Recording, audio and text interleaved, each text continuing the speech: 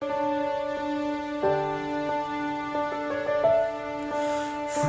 calling, chains are falling, hope is dawning, bright and true.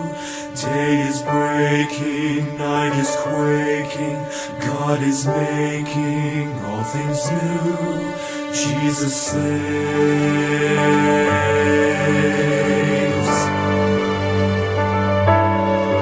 Hear the heart of heaven beating, Jesus saves, Jesus saves, and the hush of mercy breathing, Jesus saves, Jesus saves.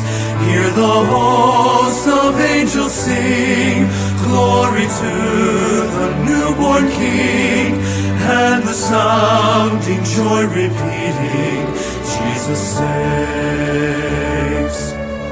See the humblest hearts adore Him, Jesus saves, Jesus saves, and the wisest bow before Him, Jesus saves, Jesus saves. See the sky alive with praise, melting darkness in its blaze. There is light forevermore in Jesus saves. We will live our sorrow sharing, Jesus saves, Jesus saves. He will die our burden bearing, Jesus saves, Jesus saves. It is done, we'll shout the cross, Christ has paid redemption's cost, while the empty tombs declaring, Jesus saves.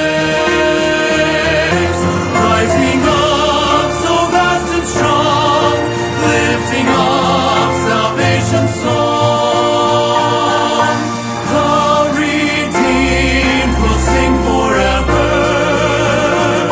Jesus saves.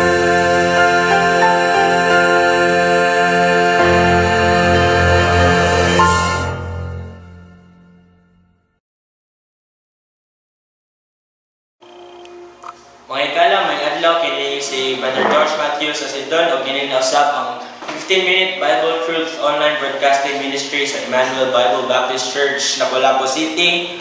O karong adlaw atong pagatunan ang John chapter 5 verse 24. So atong basahon ang John chapter 5 verse 24. Si Jesus Christ mismo ang nisulti niini nga mga pulong, ingon siya. Verse 24, Verily, verily, I say unto you, he that heareth my word and believeth on him that sent me hath everlasting life, and shall not come into condemnation, but is passed from death unto life. So, ningon si Jesus Christ nga, he that heareth my word and believeth on him that sent me, ang nagpadala niya ang Ginoo mismo. Unya, ang atong buhaton dali ay para nga atong ma-attain ang everlasting life is hear His word and believe on Him that sent me. There are two things nga gingon niya, and that is hear and believe. So gani niingon siya nga verily, verily, sa verse 25, Verily, verily, I say unto you, the hour is coming, and now is, when the dead shall hear the voice of the Son of God, and they that hear shall live. So, kanang hingon siya nga, but is passed from death unto life. Kita di ay ang death yung ipasabot ni Jesus Christ kay ang impyerno, which is our second death. But niingon si Jesus Christ nga, but is passed from death unto life. So, gikan sa pagka-impyerno, mabalhin ta sa langit. Ang atong sentensya nga, padulong unta sa impyerno, gibalhin niya sa langit. All we need to do is hear His word and believe on Him that sent me. Ingon siya nga, hath everlasting life. Unsa atong ma-attain? Everlasting life. Ang sunod atong ma-attain, no condemnation. So, kanang duha, if atong tuuhan si Jesus Christ o atong paminaw ng iyang pulong, ang iyang ingon, iyang assurance na to, He that heareth my word and believeth on Him that sent me first, hath everlasting life. Ang kaduha nga iyang i-assure na to, he that heareth my word and believeth on him that sent me hath everlasting life, and shall not come into condemnation.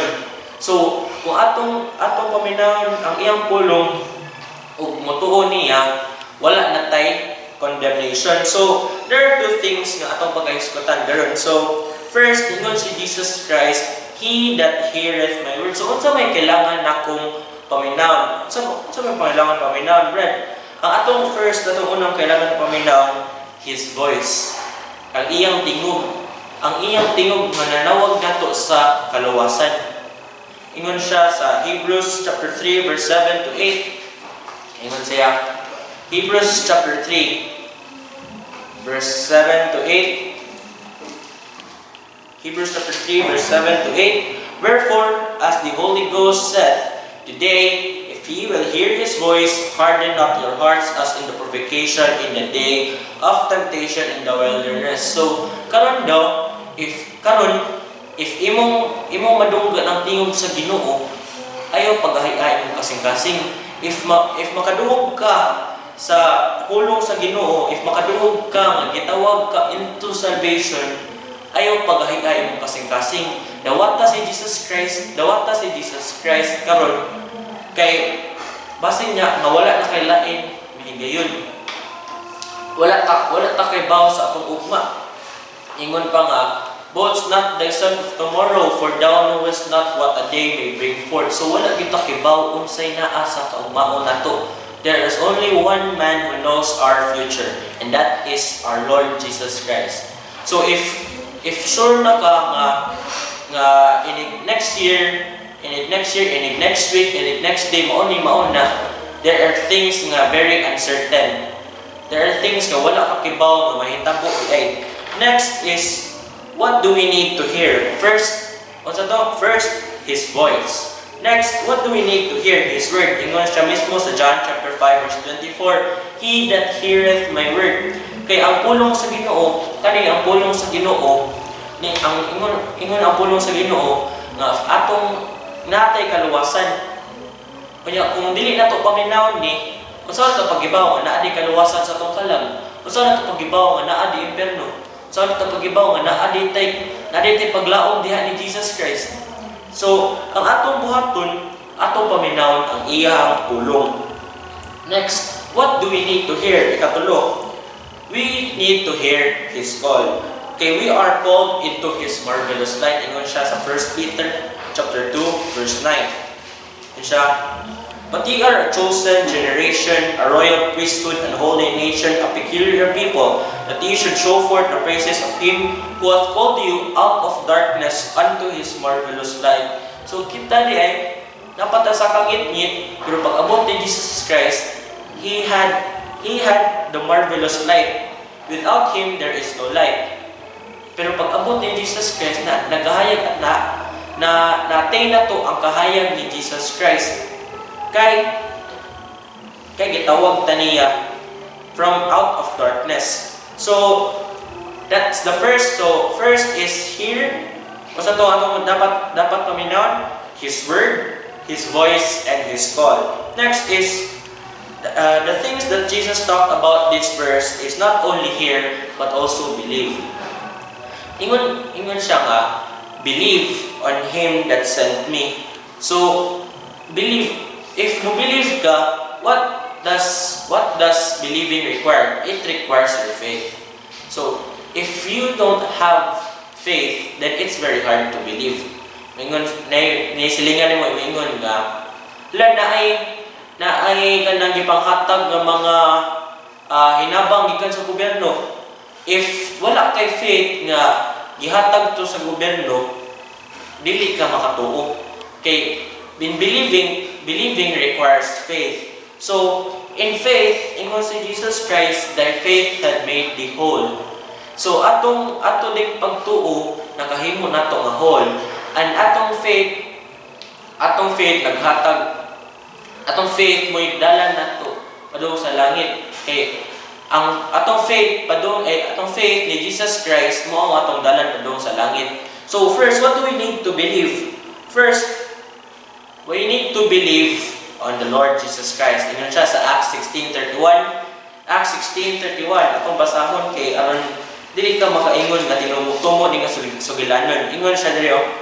Acts chapter 16 verse 31. Ay ato sugdan sa verse 30. And brought them out and said, Sirs, what must I do to be saved? Unsa di akong buhaton para ko maluwas? And they said, Believe on the Lord Jesus Christ, and thou shalt be saved in thy house. So niingon siya, believe on the Lord Jesus Christ. Wala siya niingon nga, go to a religion and be a member, and thou shalt be saved. Wala siya niingon, wala siya niingon nga, do good works, and thou shalt be saved. Wala siya niingon, Ingon, wala sad siya niingon nga, be baptized, and thou shalt be saved in thy house. Wala siya niingon, nga mga pulong. Ingon siya nga, believe on the Lord Jesus Christ, and thou shalt be saved. Kinsa tong tuuhan si Jesus Christ, dili si Maria, dili si ang Santo Niño, dili si Pedro, si Jesus Christ. Because ingon siya sa John chapter 14 verse 6. John chapter 14 verse 6.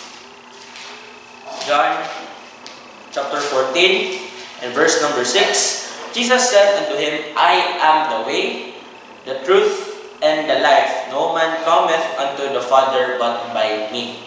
So dili ta makaadto samahan kung dili pinaagi ni Jesus Christ. Ingon mo siya, Jesus said unto him. Dili man Peter said unto him, dili man Paul said unto him. Dili man ingon nga good works said unto him. Wala siya ingon baptism said unto him. Good works, being a member of the church said unto him. Wala siya ingon siya, Jesus said unto him, I am the way, ako ang dalan, kamatuoran ug kinabuhi. Walay makaadto sa amahan kung dili pinaagi kanako.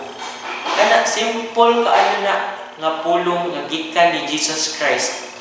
Ingon siya nga I am the way, the truth, and the life. No man cometh unto the Father but by me.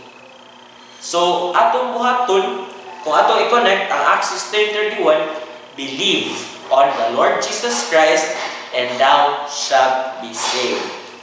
So, that's the two things nga atong i-discuss current. First is, hear the Word of God. Hear. Unsay atong kailangan i-hear? His voice. Ingon siya nga, when you hear His voice, harden not your heart. Kay ang pulong sa Ginoo,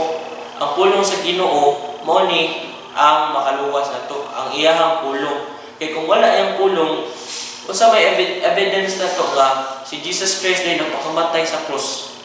Unsa may evidence na to nga niingon si Jesus Christ. Ingon si Jesus Christ nga I am the way. Unsa may evidence na to nga niingon siya believe on the Lord Jesus Christ. Unsa evidence na to? Bible. So kanang muotan na ka, friend, tinuod na imong giingon?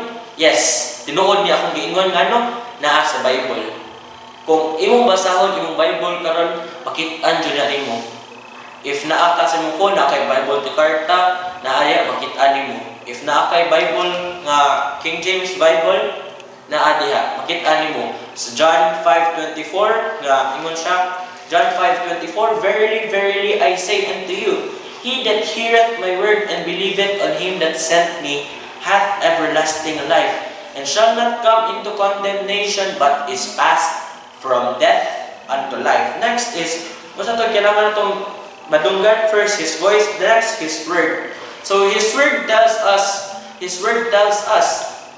nga, naatay eternal life nga gisaad gikan sa Ginoo. It is our evidence, His word. Next is, what do we need to hear? His voice, His word. Next, His call. We are called unto His marvelous light.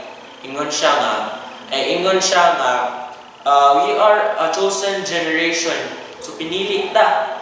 So, kung imo tuuhan si Jesus Christ karon, pinili ka sa Ginoo. We are called from the darkness unto His marvelous light. So, gikan sa ngiog nga kangit-ngit hangtod sa iyang kahayag. So next is hear, then next is believe. What do we need to believe? Believe on the Lord Jesus Christ, and thou shalt be saved in thine house. Our call from Jesus Christ is to believe on Him. If we believe, He promised no condemnation, but He promised eternal life, everlasting life. So, higala ang atong buhaton, believe. Believe on the Lord Jesus Christ, and thou shalt be saved in thine house. So, mauna ang ato ang lesson karon. Dagang salamat o may adlaw. Kung ikaw nagatuo sa pulong sa Dios mahitungod sa kaluwasan, pagampo ani nga inampuan, Ginoong Hesus, usa ako ka makasasala ug dili angayan sa langit. Salamat sa imong kamatayon didto sa krus alang sa kabayaran sa akong sala. Pasaylo ako sa akong mga sala ug akong angkunon si Ginoong Hesus nga akong manluluwas. Pasudla si Ginoong Hesus sa akong kasing-kasing kay gusto kong malangit. Sa ngalan ni Ginoong Hesus Kristo. Amen.